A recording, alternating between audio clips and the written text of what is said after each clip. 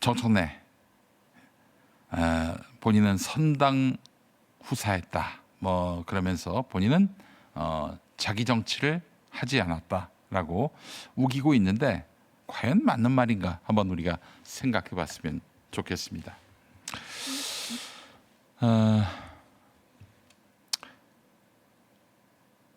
정청래 후보가 말합니다. 나는 자기 정치를 하지 않았다. 정말 그렇습니까?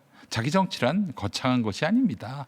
당에 도움이 되느냐보다 나에게 도움이 되느냐를 먼저 따지는 정치. 원칙보다 내 유불리에 따라서 판단하는 정치. 당의 승리보다 내 정치적 생존과 다음 선거를 앞세우는 정치. 저는 그것이 자기 정치라고 생각합니다. 자, 그렇다면 정청래의 기록을 한번 되짚어 봅시다. 저는 그 출발점 가운데 하나로 2021년 봉이 김선달 사건을 꼽고 싶습니다. 정청래 의원 2021년 국정감사에서 해인사 문화재 관람료 문제를 거론하며 사찰을 봉이 김선달에 빗댔습니다. 불교계가 거세게 반발했고 이듬해 대선을 코앞에 두고 전국 사찰에 민주당과 정청래 의원을 규탄하는 현수막이 내걸렸습니다. 이재명 후보와 당 지도부까지 사과에 나섰고 당내에서는 정청래 의원의 탈당 요구까지 나왔습니다. 정치인의 말에는 때가 있습니다. 더구나 대선을 몇 달 앞둔 집권 여당 의원이라면 내 말 한마디가 당과 후보에게 어떤 부담을 줄지 생각해 봐야 합니다. 결과적으로 2022년 대선은 0.73%포인트 차였습니다. 물론 이 한 사건 때문에 대선에서 졌다라고 단정할 수는 없습니다.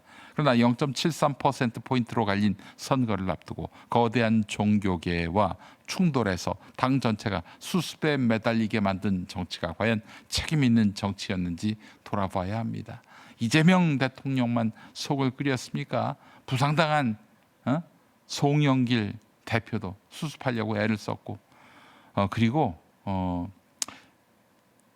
김혜경 여사도 전국 사찰을 돌아다니면서 정말 고개 숙이고 또 고개를 숙였습니다. 자, 근데 끝까지 내가 왜 나가냐? 사과할 수 없다라면서 버텼습니다. 정청래가요. 당보다 자신의 언어가 먼저였어요. 자, 그런 모습은 지금도 반복됩니다. 검찰 개혁 보십시오. 김인석 후보는 정부가 검찰 보완 수사권 폐지 법안을 5월에 처리하자고 당에 요청했지만 연기됐다라고 주장했습니다. 자, 그렇게 정부가 당에 요청을 했는데 정청래 후보는 그런 요청을 받은 기억이 없다라고 했습니다. 그러면서 왜 자기한테 전화 안 했냐 이러고 있어요. 정부가 요청했는데 당대표가 받지 않았다면 왜 받지 않았습니까? 정말 전달조차 제대로 되지 않았다면 이 집권 여당 대표와 정부 사이의 소통이 어떻게 그 지경까지 이르게 됐나요? 더구나 정청래 후보는 다시 전당대회에 나오면서 자신이 누구보다도 강력한 개혁 후보임을 강조하고 있습니다.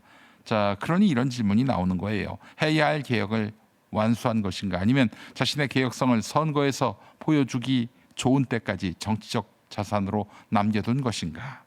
그러니까 선거라 하면 이번 전당대회를 말하는 것이죠. 전당대회까지 검찰개혁 법안을 미룬 거 아닌가? 1인 1표제도 마찬가지입니다. 정청래 대표는 이를 당원 주권이라 부르며 강력하게 밀어붙였습니다. 당연히 1인 1표제는 이상적입니다. 민주주의 확대라는 명분도 있어요. 그러나 당시에도 당 안에서는 이것이 정청래 대표 연임에 유리한 제도 변경 아니냐 이런 논란이 공개적으로 제기됐습니다. 정 후보는 개인의 이익으로 치환하지 말라고 반박했는데 1인 1표제 하면은 전당대회 1인 1표제면은 그러면은 후보들이 어디를 보다 많이 찾아가야 하고 머리를 조아려야 합니까? 호남 아닙니까? 정청래는 이번 전당대회를 머릿속에 두고 당대표 연임을 하기 위해 호남을 열심히 다녔습니다. 그런데 지방선거 기간 동안에 수도권, 부산 등 주요 험지에 열심히 다녀서 이름이 좀 더 알려진 자신이 역할을 했었어야 했는데 그때 호남을 다녔어요. 왜 호남을 다녔겠습니까? 그 전당대회 때문에 다닌 거 아니에요? 전당대회 준비를 지방선거 때 열심히 했던 정청래 대표. 그러니 지방선거에 지고도 나오는 거 아니겠어요? 자, 1인 1표제. 그거는 또 강력하게 밀어붙이면서 자신에게 불리할 수 있는 평가가 나오는 선호투표제는 또 반대했습니다. 염태영 의원은 이렇게 얘기했습니다. 선호투표제는 전당대회 준비위원회 논의를 거친 룰이라는 것이죠. 근데 경기 시작 전에 선수가 그 룰은 안 된다라고 외치고 지금 딴죽을 건 셈입니다. 팀 정청래가 그렇게 했던 거 아니겠어요? 당원들이 어떻게 바라봤습니까 이걸? 나에게 유리한 1인 1표는 당원 주권이고 나에게 불리할 수 있는 선호투표는 잘못된 제도라면 도대체 원칙은 어디에 기준한 것입니까? 정청래입니까? 혹은 다른 사람의 이익 때문입니까?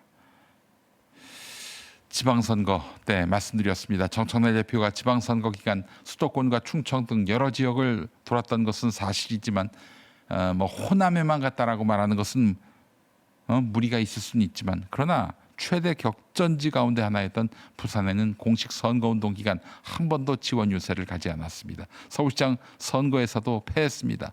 선거 직후 당내에서는 지도부가 전당대회를 대비하듯 움직인 것이 악영향을 주었다라는 비판과 함께 정청래 책임론이 공개적으로 터져 나왔습니다.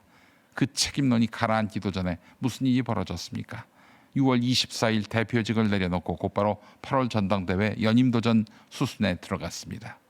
선거에서 이기면 지도부의 성과고 핵심 승부처에서 패하면 이런저런 사정이 있었던 것이고 그러나 다음 당대표 선거는 다시 내가 나가서 돼야 한다. 책임 정치는 책임질 때 비로소 증명됩니다. 더 우려스러운 것은 선거에서 이기기 위해서 당 내부까지 편을 가르는 방식입니다. 160만 권리당원이 160명 국회의원을 이긴다 이렇게 말을 했습니다. 당심이 의심 즉 의원들의 마음을 이겨야 한다라는 표현까지 썼습니다. 당 의원들에게 인기가 없으니 민심 당신들은 우리 편이 돼줘야 한다 이런 얘기인 것 같아요. 당원과 의원을 갈라치게 한다. 분열적 주장이다. 이런 비판을 사게 된 것은 어쩌면 당연할 수 있습니다. 아니 국회의원 160명과 권리당원 160만이 왜 싸워야 합니까? 둘 다 민주당 아닙니까? 당대표가 되겠다는 사람은 기본적으로 갈라진 사람들을 묶어야 하는 거 아니에요? 근데 자신의 당선을 위해서 저쪽 의원들 대 우리 당원들이라는 이 대결 구도를 만든다면 그것은 당원 주권이 아니라 당원을 자기 정치의 병력으로 동원하는 정치가 될 수 있습니다. 호남을 향한 메시지를 놓고도 지역을 갈라놓는 행태 기억하시죠? 전남에 메가 프로젝트 지원이 집중되는데 전북은 뭐냐? 이런 식으로 또 의구심과 분노를 자아내게 만들었습니다. 정청래 후보가 말입니다. 더구나 네거티브를 하지 않겠다. 당원들은 네거티브를 싫어한다라고 했던 정청래 후보는 경선이 박빙으로 흐르니까 경쟁 후보를 향한 공세 수위를 급격하게 높였습니다. 언론에서도 아예 네거티브 안 한다더니 공세 모드로 전환했다라는 평가를 받았습니다. 유리할 때의 원칙과 불리할 때의 원칙이 다르면 그것은 원칙이 아닙니다. 최근에는 자신을 노사모라고 앞세우며 노무현 대통령과의 인연을 강조하고 있는데 노사모 초대 대표 일꾼, 이후의 대표 일꾼 모두 정청래를 본 기억이 없다라고 공개적으로 밝혔습니다. 정청래 후보에게 묻습니다. 사람이 왜 이 모양입니까? 사람이 왜 이 모양입니까? 정부가 필요할 때 움직이지 않고 당내의 룰도 자신의 유불리에 따라서 문제 삼고 선거 책임론에도 다시 연임에 나서고 의원들과 당원들을 갈라서 자신의 지지층을 결집시키고 네거티브를 하지 않겠다면서 누구보다도 거칠게 상대 후보를 공격한다면 우리는 그것을 무엇라 불러야 합니까? 자기 정치지요. 자기 정치.